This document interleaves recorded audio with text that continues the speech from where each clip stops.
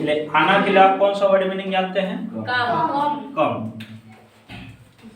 ये एकदम common word है। आना के लिए अक्सर करके सब लोग कम ही लगाते हैं, लेकिन हमेशा हमें कम का प्रयोग नहीं करना चाहिए। जैसे देखिए, दिवाली आ रही है, नींद आ रही है, ट्रेन आ रही है, फोन आ रहा है, इन सभी में हम कम का प्रयोग नहीं करेंगे, अलग अलग वर्ड मीनिंग का यूज करेंगे। आज के वीडियो में हम लोग यही सीखेंगे कि कहाँ पर कम के बजाय दूसरे वर्ड, अलग अलग वर्ड क्या क्या यूज होते हैं। दिवाली आ रही है, ठीक, इसके लिए बोलेंगे दिवाली इज कमिंग अप। ठीक, कोई भी त्योहार आ रहा है या फिर कोई भी डेट नजदीक आ रहा है तो कम के बाद हमें अप लगाना जरूरी है, कमिंग अप, ठीक ना।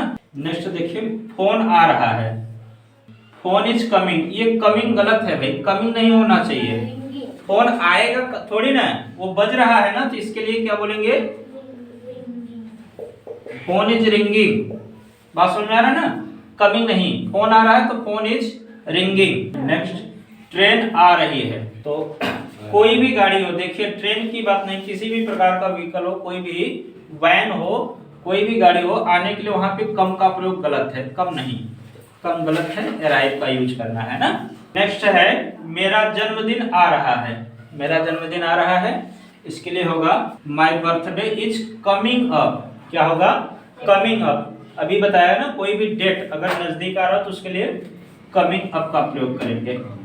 नेक्स्ट है, एग्जाम आ रहा है, तो ये भी कोई डेट है, डेट आ रहा है ना, क्या बोलेंगे? Exam is coming up. अच्छा, इसके लिए एक और दूसरा शब्द होता है, नहीं, कमिंग अप के बजाय आप ये भी बोल सकते हैं round the corner. Exam is round the corner, ऐसे भी बोल सकते हैं। ये एक फ्रेज है, इसका अर्थ होता है पास में, पास में या फिर नजदीक,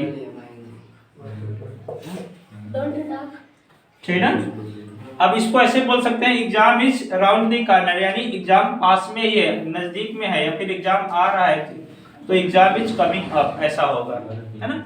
इसको भी लर्न कर लीजिए, राउंड द कॉर्नर, है ना। कमिंग अप के बजाय क्या लिख सकते हैं आप? राउंड द कॉर्नर, इसको भी बोल सकते हैं।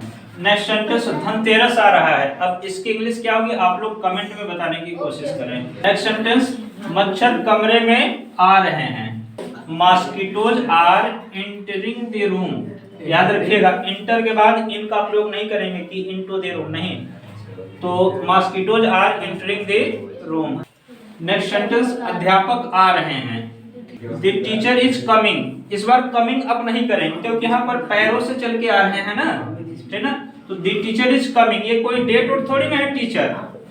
अगर कोई डेट हो, कोई तारीख हो, तारीख या कोई डेट आने की बात कही जाए तो कमिंग अप। अगर कोई इंसान आ रहा है तो उसके लिए केवल coming, the teacher is coming.